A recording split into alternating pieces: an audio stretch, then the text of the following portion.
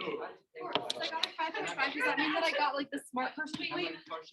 I forgot what it's called. Oh, the sophisticated. Yeah, that one.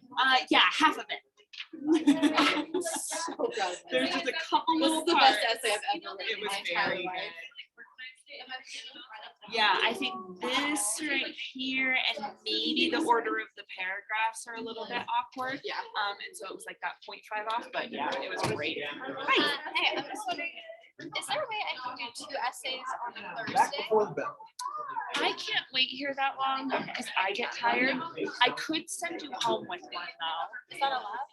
Well, I make exceptions. Okay, So 'cause I can't ever commit to Tuesday, Wednesday. that's And it's killing me. got it. So can you stay tomorrow after school? So stay tomorrow, take one essay, and then I will send you home with another one and you'll just bring it back to me. Thank you. Okay. Just remind me though, or I'll forget. Okay. Okay, we're doing this little check-in. So you're doing this from home. You're going to fill this out same as everybody else. Just add it to your notes for today. It's for last period. No swords. Oh yeah, go.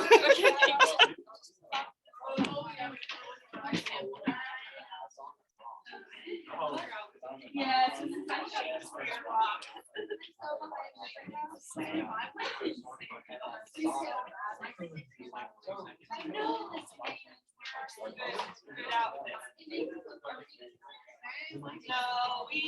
I decided not to do Shakespeare. Yeah, fitting it.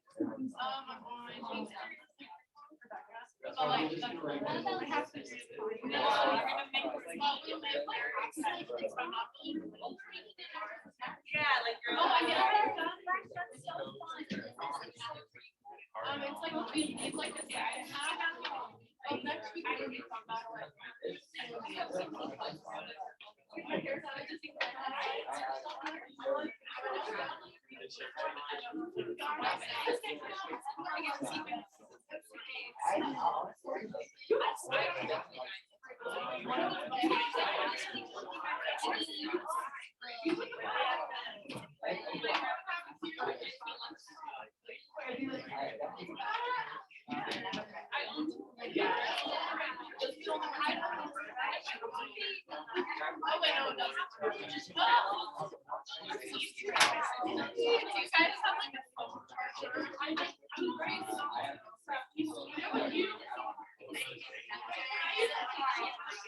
Okay, let's get started.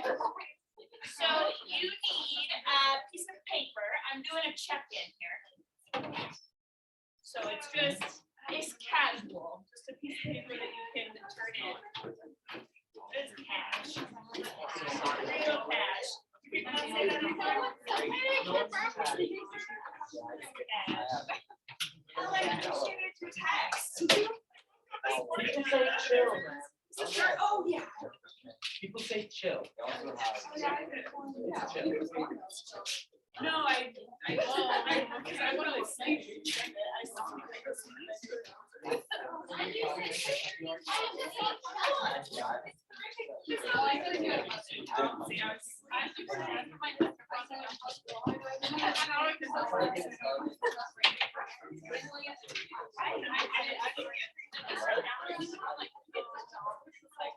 oh my gosh. It's like chill.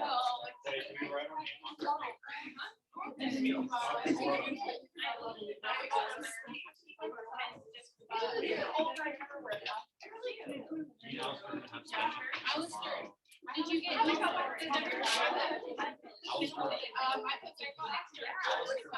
right, so on your piece of paper, you're going to answer these questions for me. It's a little bit of a check-in before we start our review. It doesn't matter if you have your name or not. I mean, I guess it makes sense that I know personally what you're having issues with, but if you'd rather it be anonymous, that's fine.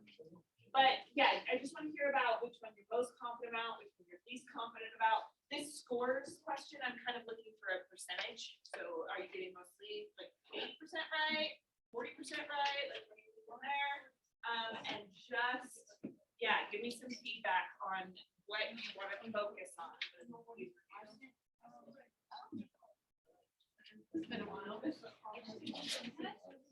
So I will. I'm gonna give you about 7 minutes for this.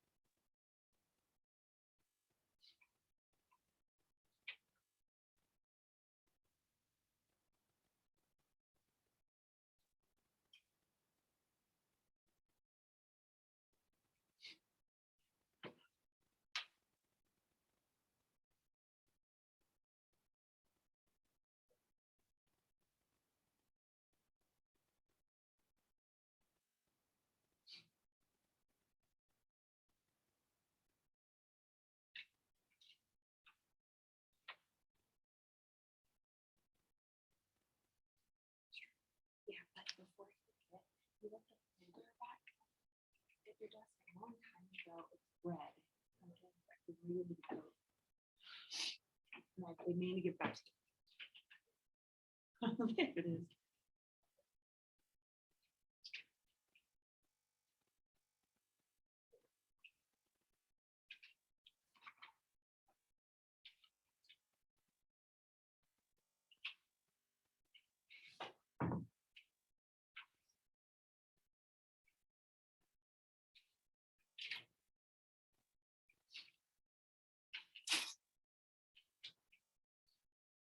Okay, when you finish this, just come bring it back to me.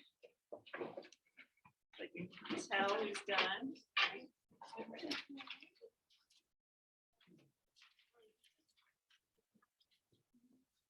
Thanks.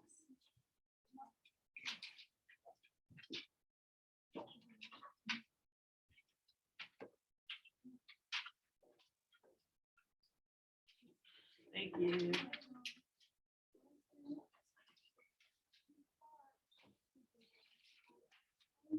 Oh, wait.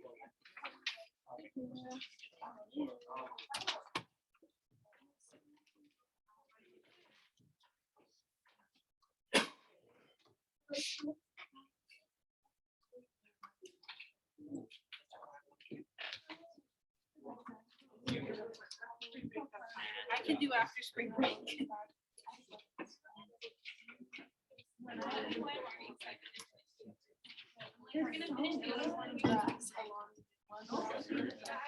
If you join my average time story,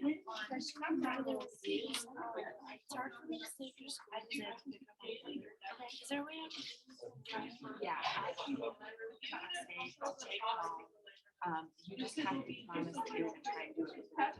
can't do it all in one sitting. Yeah. And then you bring it back to me and I'll grade it and then give you the next test. Okay. So what should we start with? Which style? Rhetorical. I am very bad. Okay, well then that's good that you want to work on it. So I'll grab one for you. Or I like any different partners from like. Like I like it. I never do.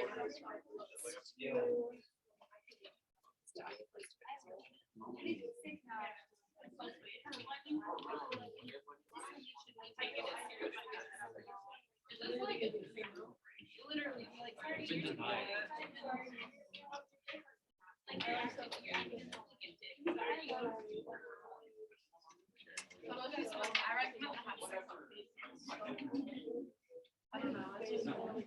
This one's good. Okay.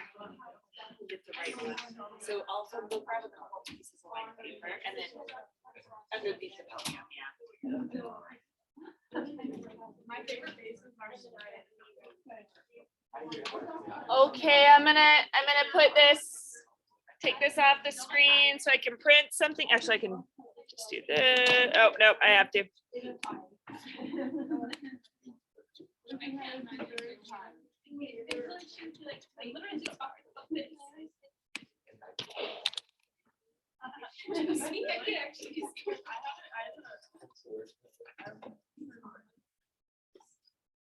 So today we're going to jump into our review of rhetorical analysis, just sort of glancing through your responses. I noticed that that might be a tough one. Part of that though is just because we haven't returned to it in a while. And I am betting that as we do this little review, you're going to start to remember things and you're going to be more confident with this style of lesson.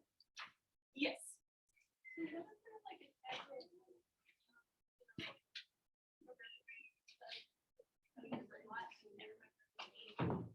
You should describe it in detail. You should say, oh, this repeats at the beginning of a clause. Maybe you don't remember an after. Describe it.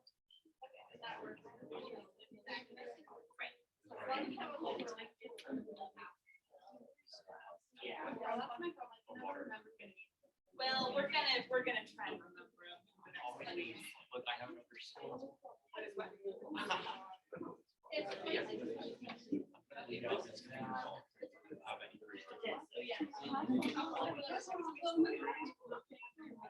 I think you would know.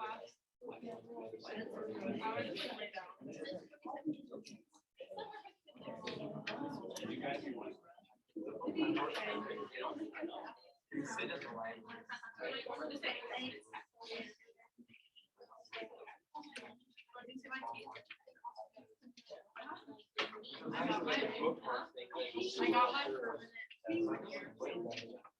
Okay, I am passing out a rhetorical analysis. It is, I want to say, if I got this passage on the test, I would be stoked. I think there's a lot of stuff that you could say about this one. Some of them are harder than others.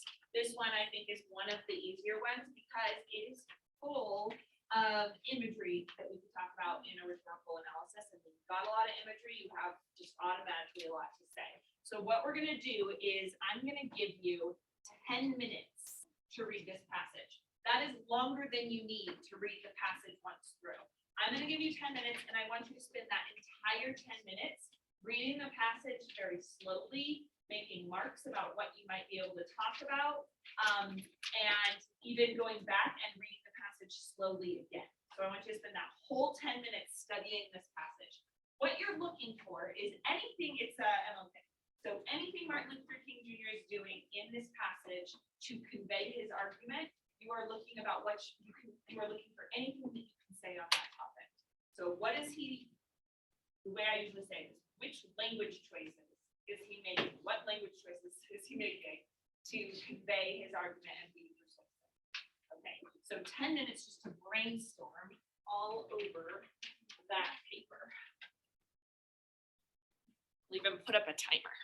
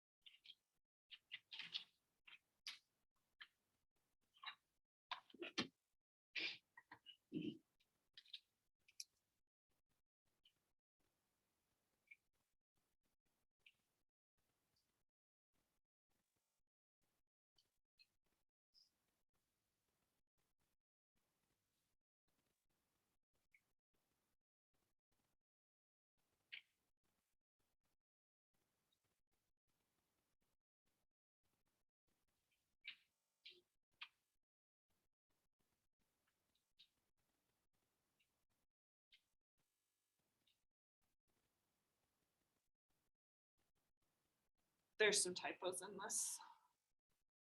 I didn't write it.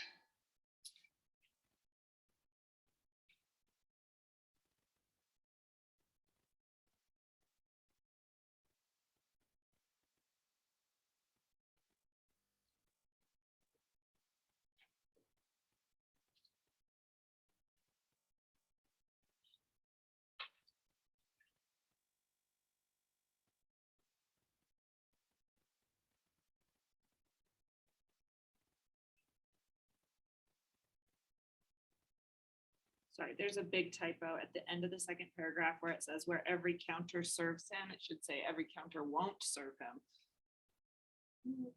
Yeah. Yeah, sorry about that.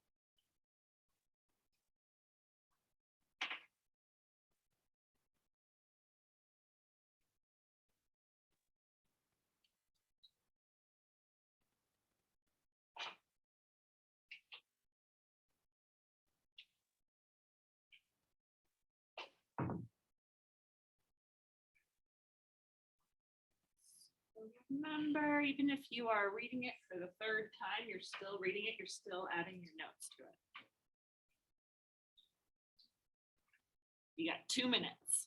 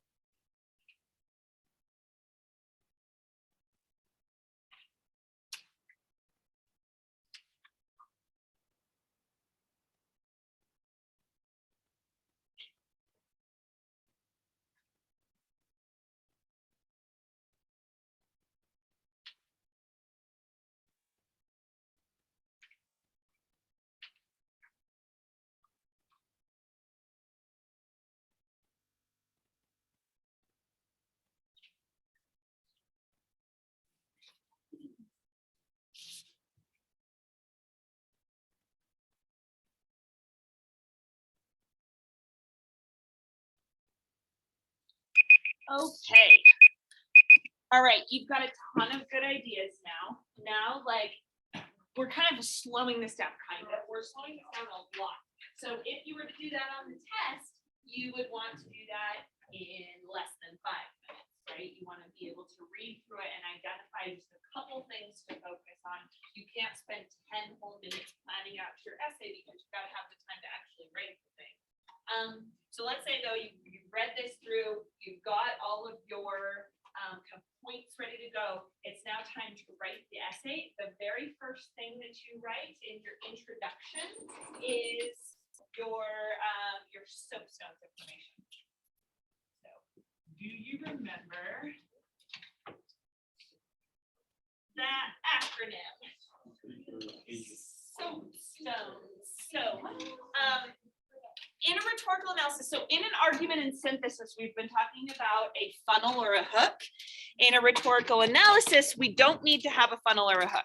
And I know that gets confusing when you're trying to remember things last minute as you're like writing these speedy essays, but it's really important in the rhetorical analysis to give some context to the argument. And you don't want to just repeat what has been said already in the prompt. So luckily, this is somebody that you're all familiar with, so you probably have a lot of context that you can add to it. So first one is subject. Second one is occasion. The occasion is the when, where, and the what of the piece. A is the audience, P is the purpose, S is the speaker, tone, and style. Okay, so there's our acronym. Flip the blue page over. We're just going to do a little brainstorming on soapstones. Yes.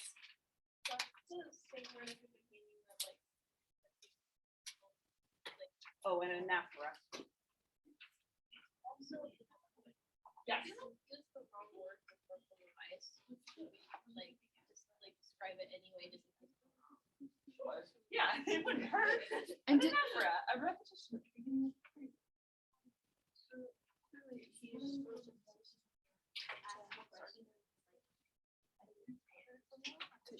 So do they answer do they ask the question and then answer it?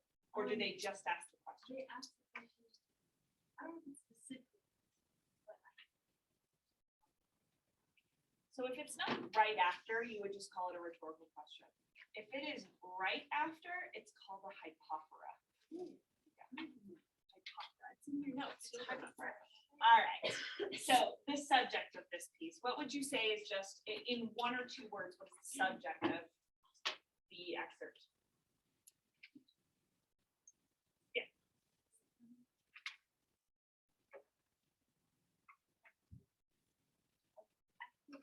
Okay, three's great.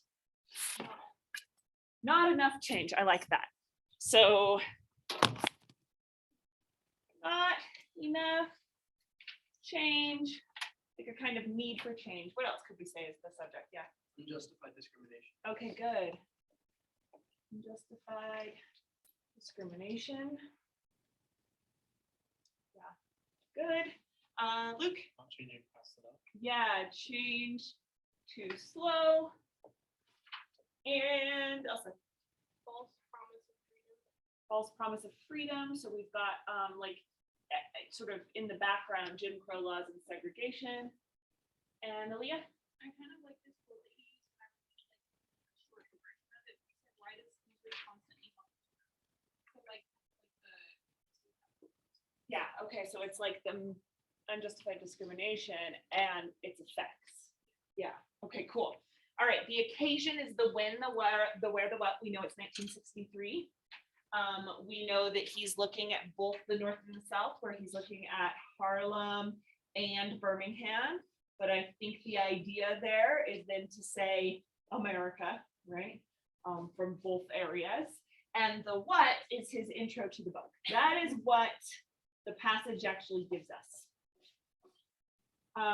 But what they're looking for when you're providing context is a little bit more than the passage just says up front. Now, sometimes that won't be possible. Sometimes it'll be some, I don't want to say wacky because that's mean, but it'll be like some time period we're not like as familiar with. It will be some author from some place that we really don't know the history of that country. Like there can be issues where we can't provide that context. But in the case where it is the civil rights movement, you can give a little bit more information about what was going on during the time than you actually have directly stated in the passage. So again, flip the paper over on the back and do some brainstorming with me. So subject, write down what you think the subject is. And then under occasion, write down a whole bunch of stuff you know about the civil rights movement. What is going on in 1963 that would be relevant to Martin Luther King Jr.? And just write down what you can think of. Give you 2 minutes to brainstorm.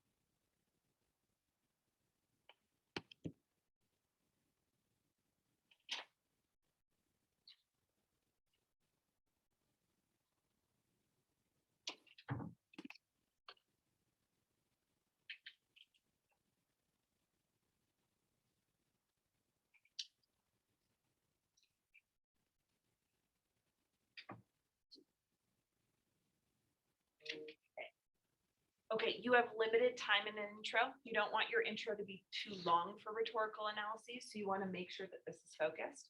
Like, for example, 1963 is the beginning of the Vietnam War, but that's not the most relevant piece of information for this passage, right? 1963 is like kind of in the midst of the space race.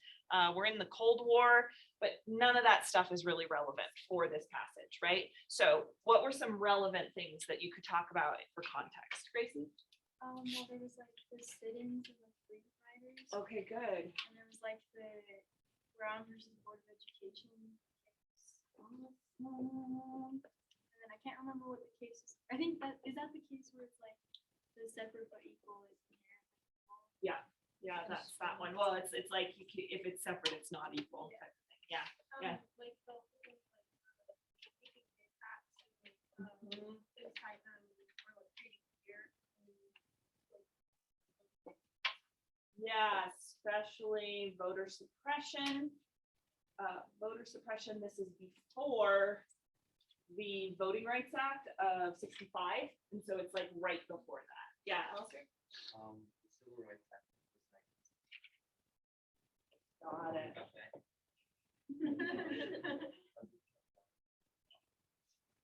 Yeah, okay, good. So it's like even that hasn't happened yet, which like, so it's like, when is Brown versus Board of Education though? Is that 63? Brown v. Board is 54. Oh, that was way early. That makes sense, because people say that's like the start of the civil rights. Okay, yeah. So Brown versus Board is 54, but we aren't seeing the effects yet as much as we want until 64. Leah? I'm not sure if it was before or after.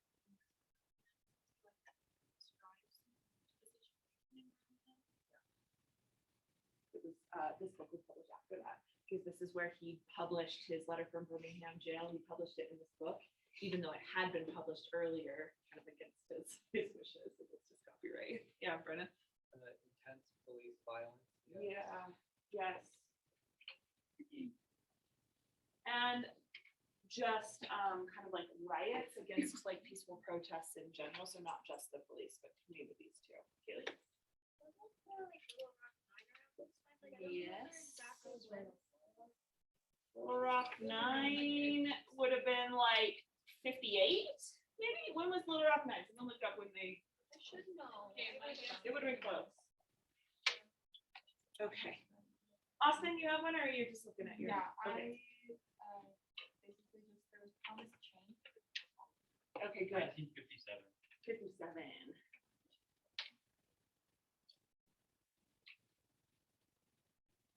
Promise change, and I'm gonna say little to no follow through. Because little to no follow through. Because with the Brown versus Board of Education and a court case that happened right after that, which was the Loving court case where it was like ended the ban against interracial marriage. It was like those things became legal on the books, but this was where we got tons of backlash against those rulings. And so this is when like people like George Wallace became governor, whose platform was segregation now, segregation forever, right? So I like that promise change with little to no follow through. Okay, so you've got tons of information. This is, if we get an American prompt, we are like in good shape because of your American history class. It's really good when that happens. So you've got tons of information there. How about the audience? Who do you think the audience is meant to be for this piece? Yeah, I think other, what was it? I think other parts. Okay, why do you think so? Because it's more like the way that he talks about this in this whole situation is less trying to convince like whites that this is wrong and more trying to convince African Americans that this is wrong. Like, look at what's being done. Yeah. Less about trying to convince them that they're wrong then, and more as a motivator for involvement. Yeah. Like, I think anyone at that time might say, yeah, that's wrong. I mean, any Black person at that time would say, yeah, that's wrong, but maybe they're not getting involved in the movement, and this was a way for them to get involved. Oh, Yeah, and also like when he talks about the story of Denise as like the boy and the girl, he doesn't introduce it as like, guys, guess what's happening. It's like you've seen this and that's Yeah. not okay. familiar with the struggle. Okay, good. Yeah, so Well, there's just some words in here. It's like it says shadow figures in this everyday world of like all the things that are happening and the constant misery constantly haunting them. And, like the shadow and the haunting, like that really just paints an image of like it's constantly following them around and they can't escape it. But then it really brings it together when it says across the miles they joined hands and took a firm step forward. yeah. And I was just thinking the separation of like this long journey between them shows how far they have to go towards true equality. Yes, And because he could have done two kids in the same town. for you know, sure. Yeah. But he did that on purpose to show like this, there's so much left to do.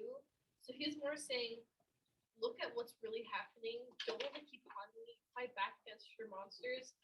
And we need to like work together, because nothing's gonna happen if Martin Luther King's the only one doing anything. Like, there's no movement if there's no populace. Good. So it's like to fight against that complacency. So I Yeah. like this. This is not a piece that is supposed to be getting people who are like racist on Martin Luther King's side, right? It is a piece that is like, I think that you're right that it's appealing to Black people. If it's not to Black people solely, it's also to like woke people, although don't use woke on your test. But like people who are already on their side in terms of racial segregation being a negative part of the country, and who would want to, he would want to get them more passionate about it. Cody? I agree that the main focus of audience was like other Black people and people who were like sympathetic and even empathetic to the situation. But I also think that an underlying audience intention was to get people who don't know about the situation some Great information. point. Great point. So it's like educate the ignorant, and maybe they know a little bit, but maybe that word vermin is going to shock them into knowing a little bit more. Yeah. Okay. I think it also could be the government, because they probably could tell them, like, we'll get to it, because it has other stuff like the Cold War, Yeah. space race, and Vietnam going on, so like, we have to like kind of deal with these first, because we actually can't wait. I think that it's like this, the government would be like a secondary audience. It's almost like they want to convince these people so that these people can go and convince the government, since the government is the one that has been like responsible for slowing down the change like that. Gracie? Yeah, that's exactly what I was gonna say, because like he said, this is a story why we can't wait. It's kind of like a rebuttal to what like other people were like, why can't we just like Yeah. do it later? But I think that he's addressing that so that other people, like other Black people, can be like, okay, this is why we can't wait for them. Like, this is why we can't wait. Right. anymore, Right. Because we have this.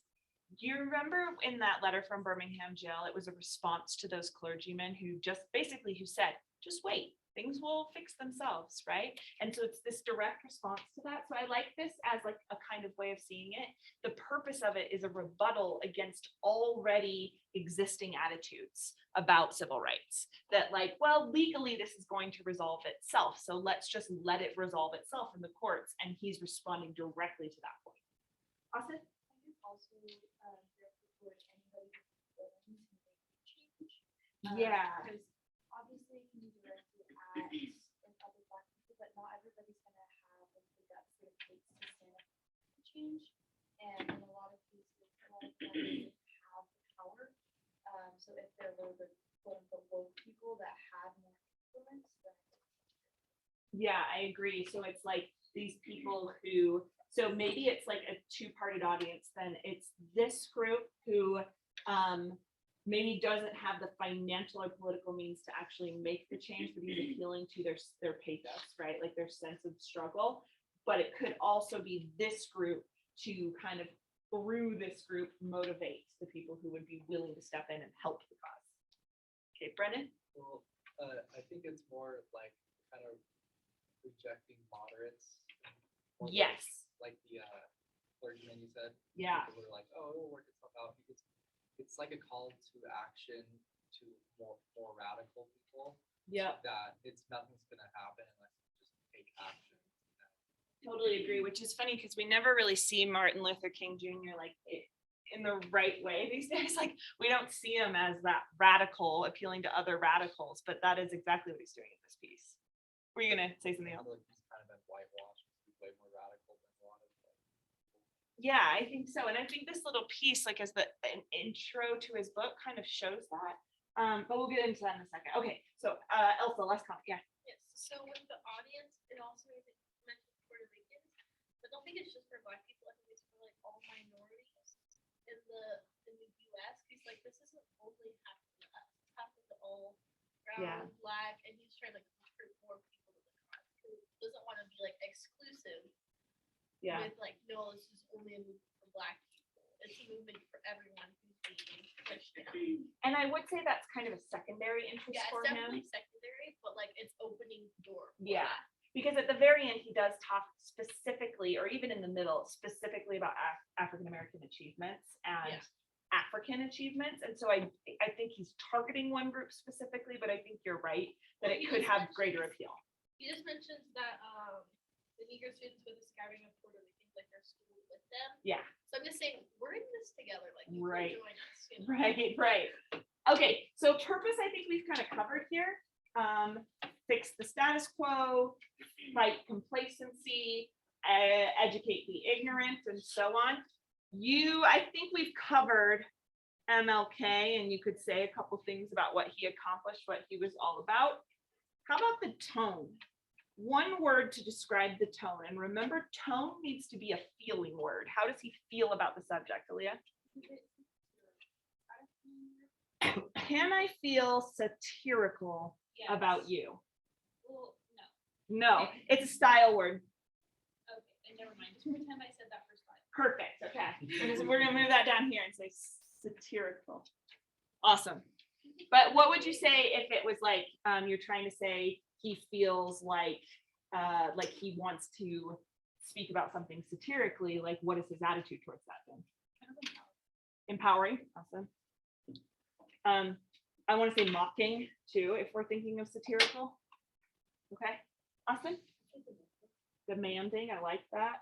Josie? Sorry, I can't think of the specific word, but a close word to it is like passionate. Oh, dedicated. Dedicated, I like that. I like dedicated better than passionate because passionate can be, it's not a neutral is a weird way to say it, but you can be passionately angry and passionately in love. And so it doesn't give us like the negative or positive to it, but dedicated is more specific for me. Kaylee? Okay, is there a word for like negative nostalgia? Regret? PTSD? PTSD. So that would be negative nostalgia. I mean, there But it would be the word for that. no, it's clearly like a, hey, look, we've all been through this, Yeah. but like it's also like in a very negative way. I think I have a good word for that. What would it be? Solemn. Solemn is a good one. Negative nostalgia. There is a word forlorn. Ooh. What was it? Wistful, but it's That's a what little it is. Wistful is kind of like that, but it'd be more about things that are more romantic. Yeah, like I'd be wistful about a breakup, but wistful? Oh. like wistful for like the future possibilities and change. Yeah, I also think we've got all these negative things, but I also think this one, dedicated, is a good one. But I think we also need to think about the way that he's optimistic about the future at the same time. What? Ruminate. He's ruminative. It's cool. What? Reminiscent, that's the name. But That's too happy. but with the optimistic, Saw it's days, kind of that's the interesting, word. like he's Dr. optimistic Mora. for the future, while he's being super pessimistic, obviously, S-A-U, about like their present and the past, like, because he keeps saying how it was the 100th birthday of their freedom. Okay, So awesome. he's always going into like, oh, like it's been 100 years, but we still don't have it, you know? Yeah, okay, awesome. So then you get this forlorn, but also mocking, ironic tone to it. When he's talking about the past, and optimistic when he's talking about the future. Yeah. Saude, it's a deep emotional state of nostalgic or profound of melancholic longing or something. Melancholy would be a good word for that on its own, but how do you spell that word? S-A-U-D-A-B-E. Wait, S-A-U what? D-A-B-E. How do you pronounce it? I have no idea. Does it have a? Oh, okay. You stumped the teacher.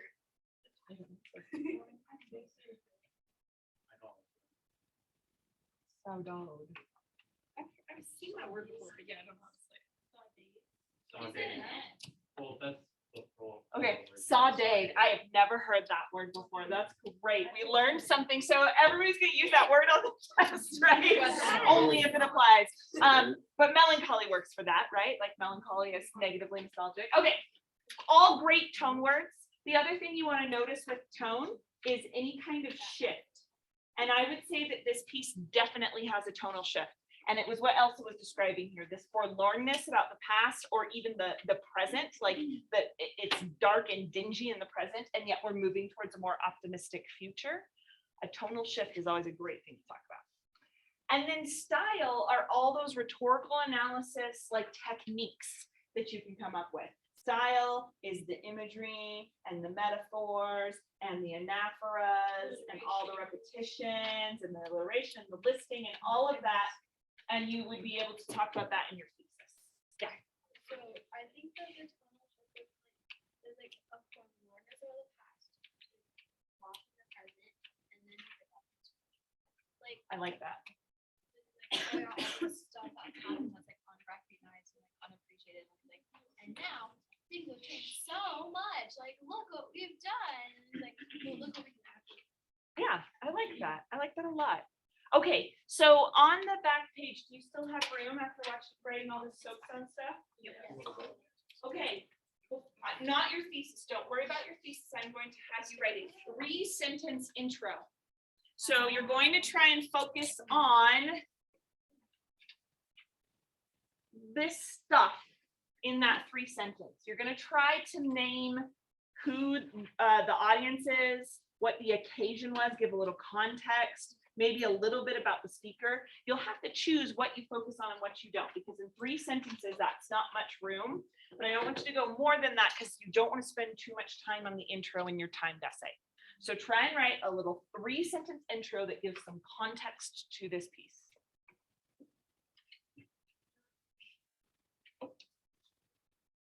In 1960. That's what I started with.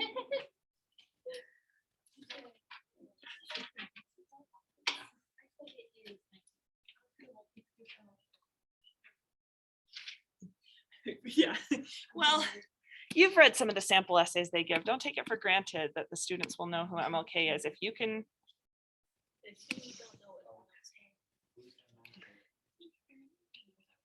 Yeah. Give them a little, impress them with your knowledge of the context.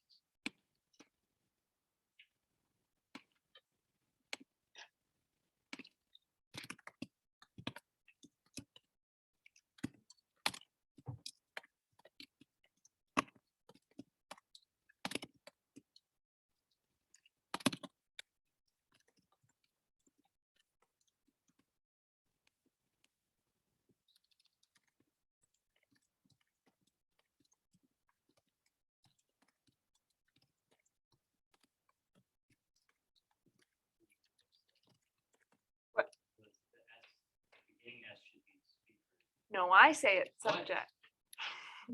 Just depends. Just depends. I always feel like starting with the subject makes more sense because that's like the overarching, like, you know, it's about this. But that's right. We're all our alternative soapstones.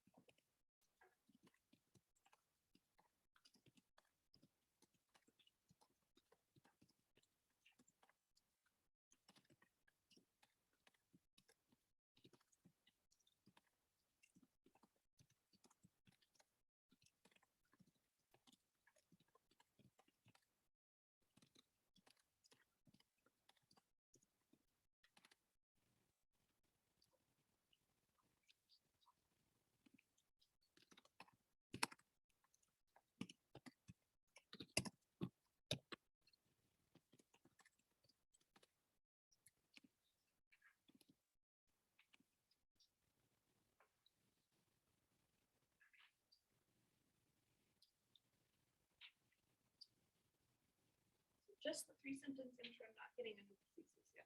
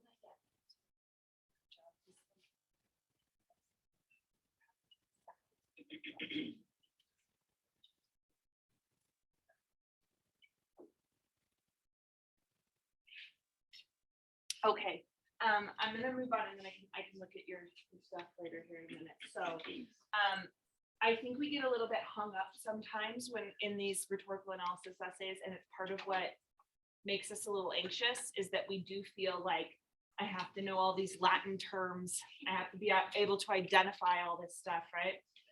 But there is a lot you can talk about that is not esoteric like that. Esoteric is like fancy, really specialized knowledge. Like there's a lot you can talk about that is a little bit more accessible. And one of those things is just imagery. And this passage has so much imagery, and so many of the passages that they give you have a lot of imagery in them. Not all of them. Sometimes it's more straightforward, like sometimes like Madeleine Albright. I feel like you remember the Madeleine Albright one we did forever ago, where she was like just talking to the women's college about how to more change in the world. Anyway, it didn't have a ton of imagery, but usually you can find some to talk about. So there's a few things to look for. You can look for just description of images. That's probably the easiest stuff to find. You can look for metaphors and similes. And you can look for personification. And I want to say there's one more that I have written down. You can look and see, it's like a metaphor, but you can look and see if the passage is trying to make an analogy of a more extended comparison. All right, so in this passage, there is a ton of imagery. I would say most of it is made up of imagery. And so I want you to find one image from the passage that you feel, actually, let's do this. One image from the beginning of the passage, like the first 2 paragraphs that you feel is very powerful, and one image from the end of the passage that you feel is powerful, maybe the second column, and circle those 2 images so that you know which ones you're ready to talk about. Or I don't know, do something to make it stand out. Do you want a highlighter? I got highlighters. I have a lot of parents. I have a lot of parents. That's all I got.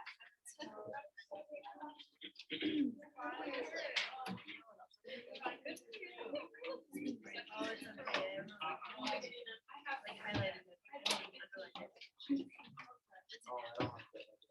Okay, if you'd like a highlighter to do this with, you help you.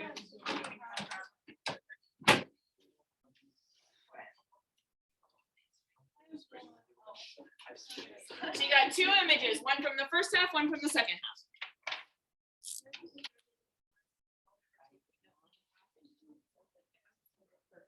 Perfect. Okay, raise your hand if you've got your 2 images clicked out. Okay.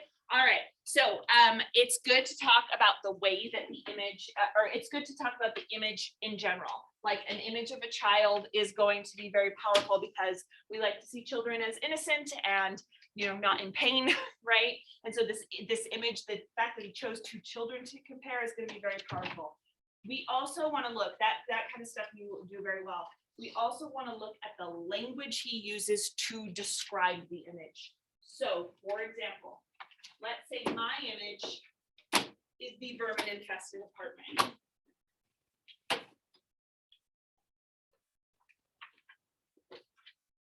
Okay, so let's first think about why it is important to his argument that the apartment is vermin-infested. What does that suggest about his house?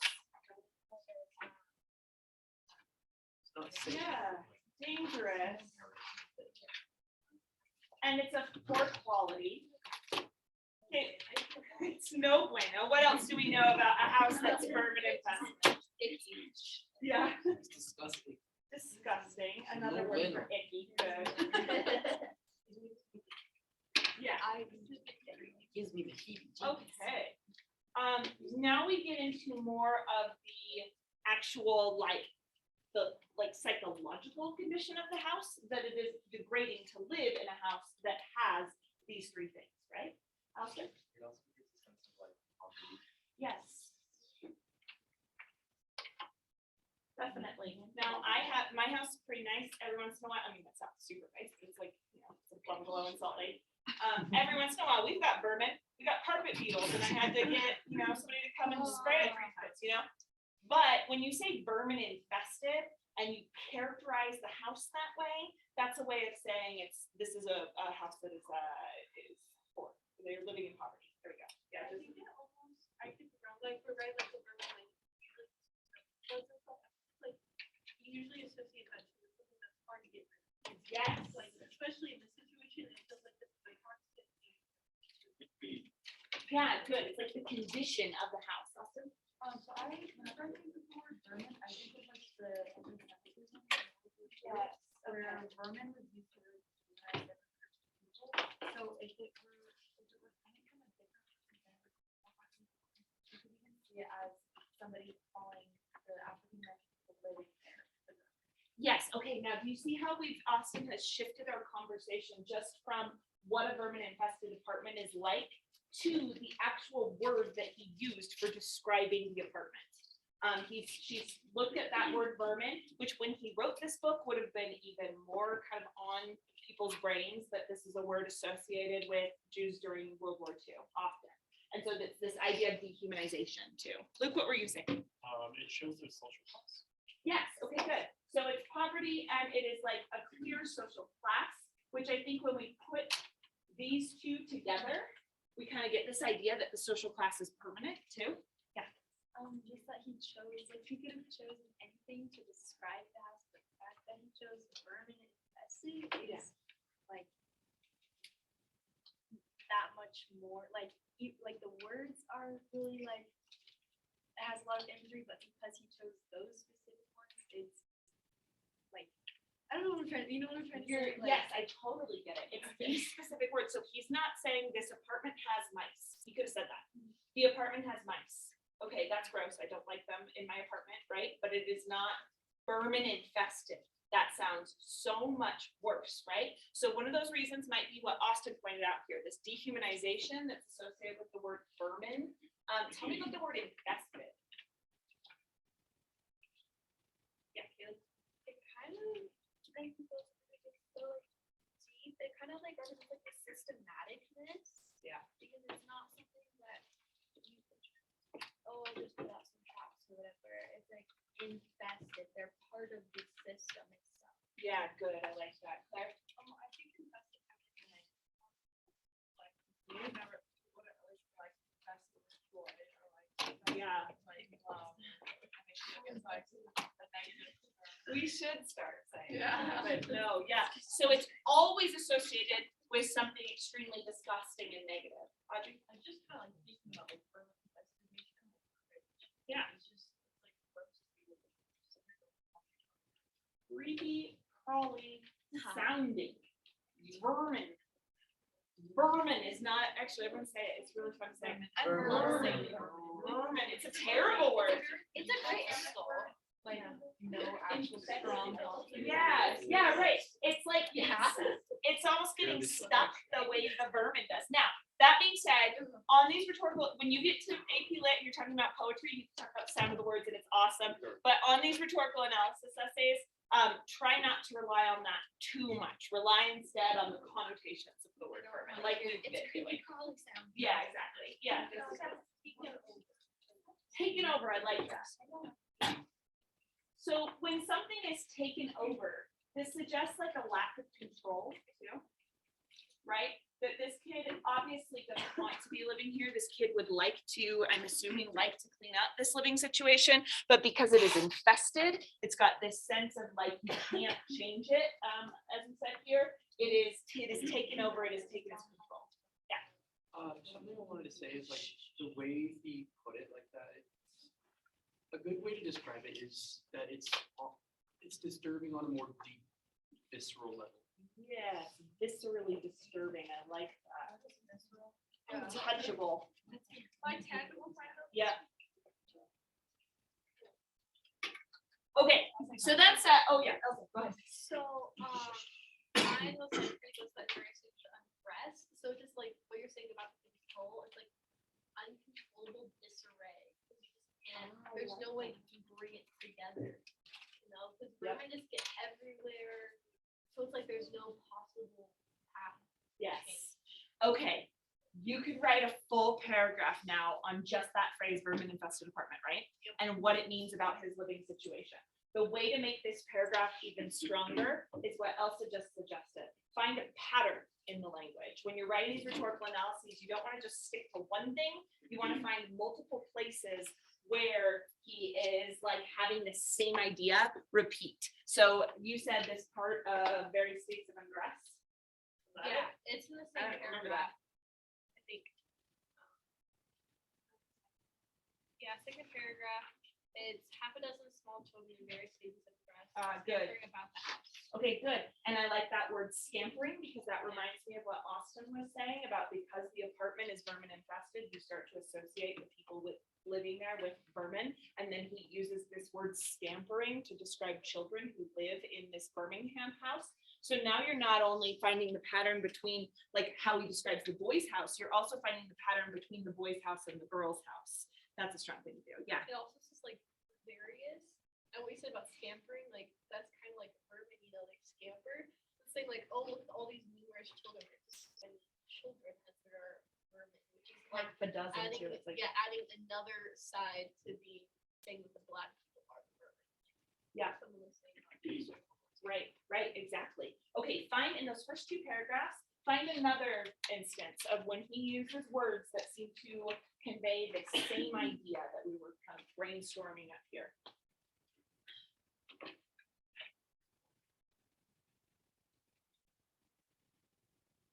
And you can see it everywhere. It's stench of garbage. It's drunk, jobless, and junkies. Shadow figures. It's scattering of Puerto Ricans, like a scattering is important there.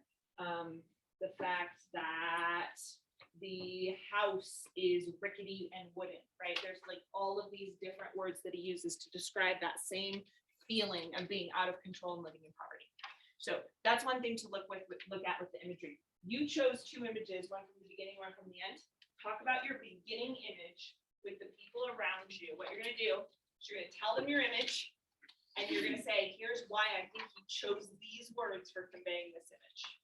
Okay, that's what you go right. Just the one in the beginning.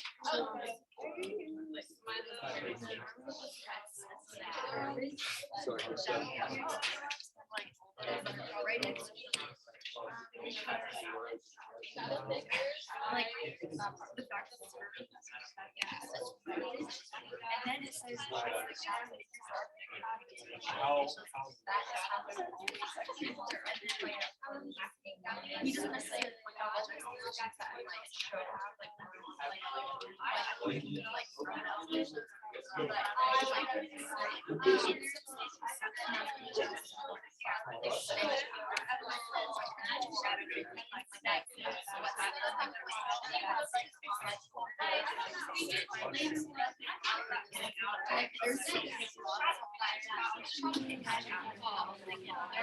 all they do is add a layer of struggle.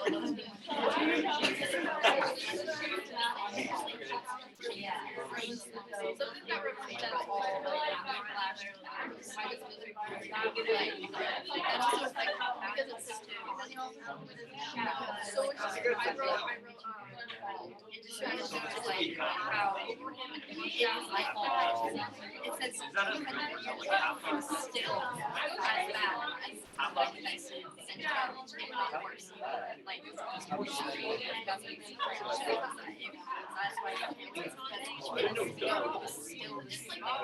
as bad. I was more going on like that's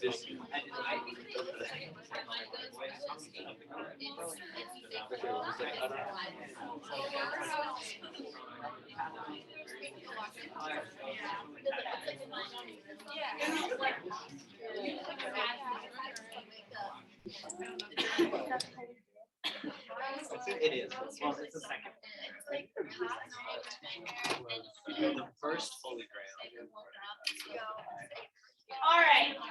I also took an image from the second half and cheated a little. It's at the bottom of the first column. I know. But I wanted to see, you see how that end it says, they had drained swamps, built homes, and made Cotton King and helped on Whiplash Fast to lift this nation from colonial obscurity to commanding influence.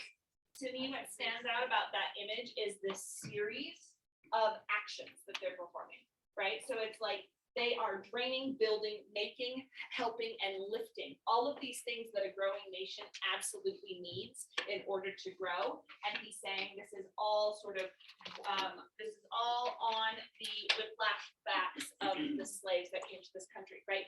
And so he's like, I think this like series of actions that he is showing through these images of people actually performing actions is a way of saying like, it's not just a sense of helplessness that unites us in our commonality. It is also what we have contributed to the country. So I think that's one way that it kind of shifts into more positive imagery sometimes. Yeah. I definitely think it answers the question, like the kind of historical question that he asked like a couple lines before it, when he said, have they shirked in their duty as patriots, betrayed their country, denied their national birthright? Right. So I They've think- been the most patriotic if we're thinking of how they built the country, So I right? think he's just going back to Totally agree. I totally agree. Elsa? I just found it interesting connections on the whiplash backs. A lot of the time it shows like the scars on their back, like that's what they say instead. Yeah. When he says whiplash, it makes you think whiplash, like when you beat your neck. Yeah. Because it's so sudden and instant that just jerks you out of your reality and it's painful. Because these people were innocent. They were taken from their homes, from their families, and then this is what they were put into, all this pain and suffering. So it really shows like what they deserve. Yeah, there's also a whiplash that might happen in the psyches of the boy and the girl who are learning that they are oppressed at the same time as they are learning about all of the historical contributions that they made. That sense of whiplash. I like that a lot. Oh, okay. Yeah. About that, I really like what she was saying, Alito was saying about like the juxtaposition. It's really cool how it says this, you have this boy and this girl do something of the part of history which had been censored by the white writers, but then it goes back to they know this boy and girl know more than history, they know something about current events. It's using the same intro to show two different sides of the story, which I feel like it's really good at connecting the two to show Totally. like it is really close How the together and past how- has influenced the present too. Yeah. I think this kind of really emphasizes the compassion. I think because the passion that they share through our things, they have the people to do it, so they need to out and make positive something like Totally. The next time we see these kind of verbs are in that last paragraphs where you stand, you arise, you lift your shoulders, you square your shoulders, etc. Yeah. Beautiful. So I think it's really interesting. It's very chronological. You drain the swamp and build a house, and then you use the cotton, and that makes it able to lift the nation into like this success. So I think it just shows like how it's not just we like brought them in here and there. It's they were there every step of the way, and every like part of the creation of this country was so much caused by these people that are so unappreciated, and it just kind of shows how all of these things that are taken for granted by white people, like, they didn't think about the swamps probably that like were there before. All of those things that they don't think about were things done by these African people, and they're saying like we can't let us be forgotten for everything that we do. Yeah, sometimes when I think about how to write about certain rhetorical strategies, I think how could he have said this? And he could have said, they lifted up the country and left it at that. By breaking it down into the little pieces, it's like making the unseen seen. Yeah, okay, last comment, Crazy? I think it's interesting because he's like started talking about like the bad things that were happening in 1963, and then right before that he says for 200 years this has been happening. So he's like showing how it hasn't gotten better and it's probably gotten worse in some cases. So Yeah. for 200 years it's still bad. Like the promised freedom that you guys gave us, we still don't have it, and this is why we can't wait. And that goes right with what you were saying about that rebuttal, that it feels like every sentence in this is a rebuttal against that idea that you could just wait and things will get better. Okay, your second image. Talk to the people next to you now about what your second image does for the passage. I'm going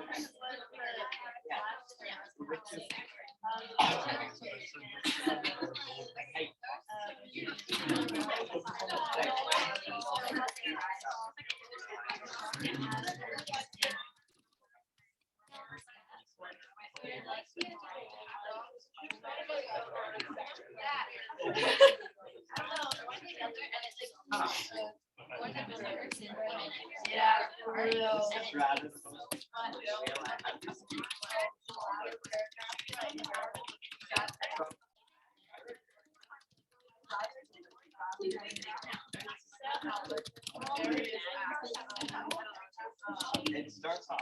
And it's not just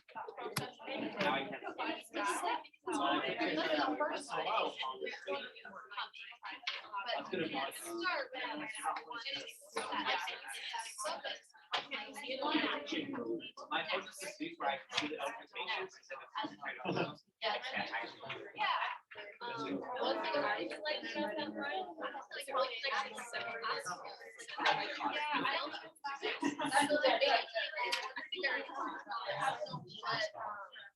It shows how.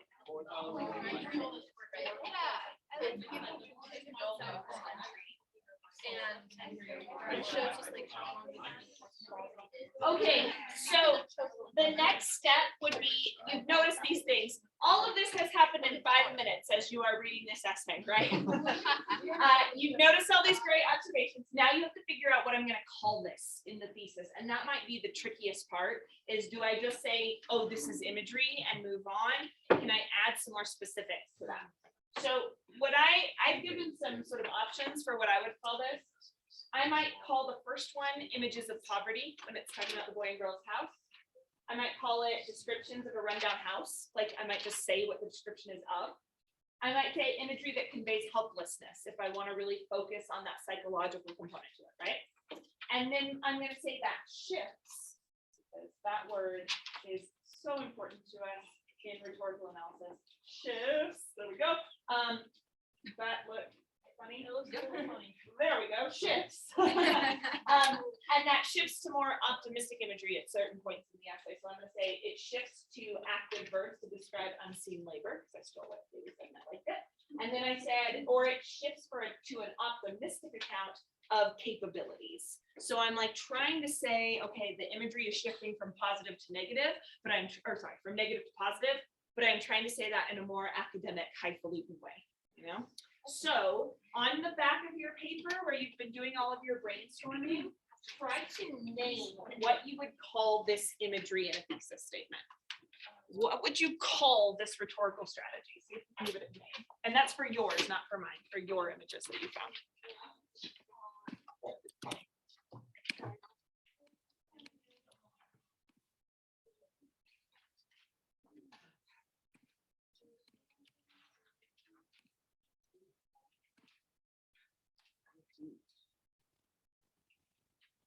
Just writing a thesis right now. Just writing what you would call this rhetorical strategy.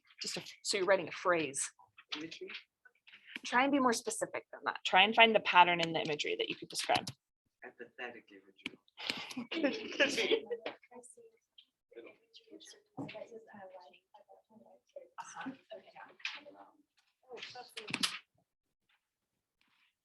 I might say imagery that illustrates the circumstances. Portrays is a good one. It's a good one.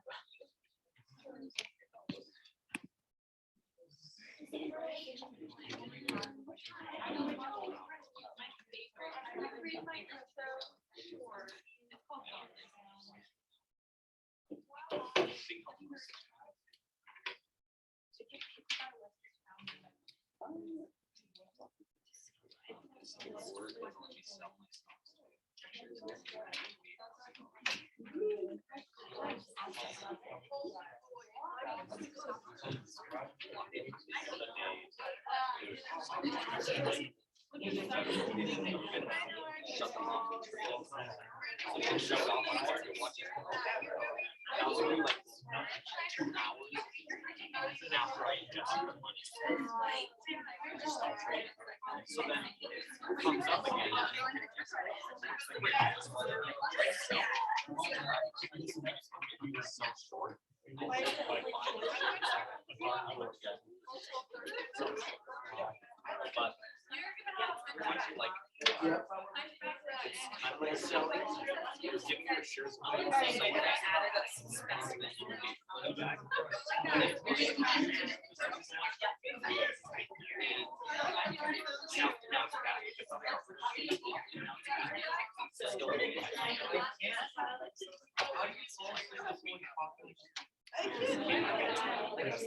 So like, the second time, when I drank all the night.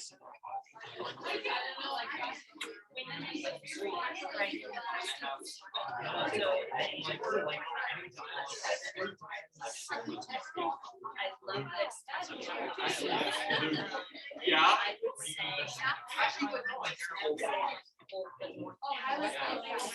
So, Sigma was I think it's $100,000. I'm doing well. Oh, yeah. everybody. Oh, no, I'm not. That would be. I want to be like.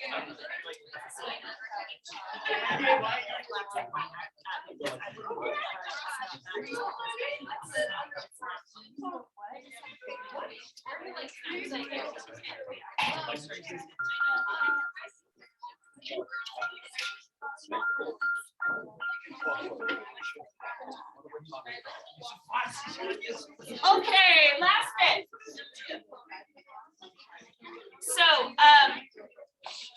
So you would want to ideally talk about more than just the imagery, but we're gonna talk about that, like the specifics of what else you can talk about, all the repetition and that kind of stuff next time.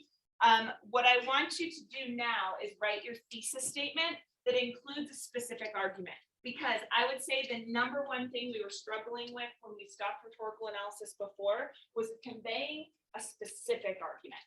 Like the argument here could be, we can't wait, right? Or the argument here could be discrimination is wrong. And it stays kind of broad like that. But you're trying to figure out specifically in this passage what his argument is. Like for me, I might say something, I don't have any more space. I might say something about how Black children are in danger of internalizing the message of discrimination. And the only way to fight against that internalized racism is to act now for change. Right, so I've got this more specific argument that I think he's getting at in this passage. And then I would say he does that through this shifting imagery. I would add to the thesis. So on that same piece of paper you've been working on, if you need more paper at this point, you can come grab some. You will, but for this practice, I just want you to use the imagery one. Yeah, just for this practice. Anyone need more paper to write your thesis? Are we gonna write, how much do we bet that we will write this up? I mean, it'd be a nice one to write. I bet you'd do a great job. Okay, Can speaking you of make this the next essays, time that's like coming in? Eric, or social media essay, What was that? social media synthesis He wants me essay. to extend it, we have all. 11:59 p.m. We have. 11:59 p.m. Like, Agreed. I say that. Yes.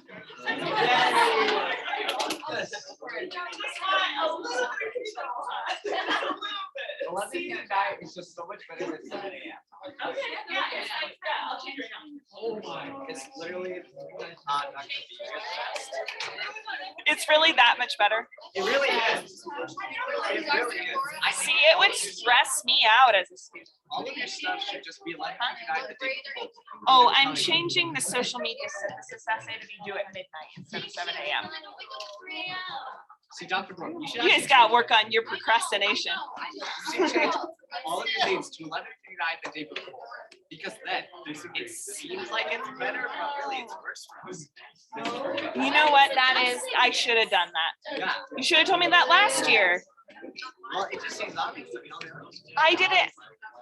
My brain thinks differently. Why would it be 7 a.m.? Just because I wanted it done before we got to class. And I wanted to give you as much time as possible, but Next year.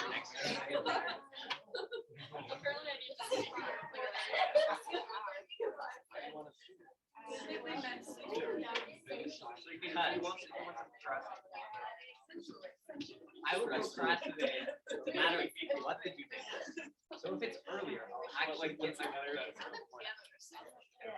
that's exciting though. Okay, that's all we are doing for today. So just turn that.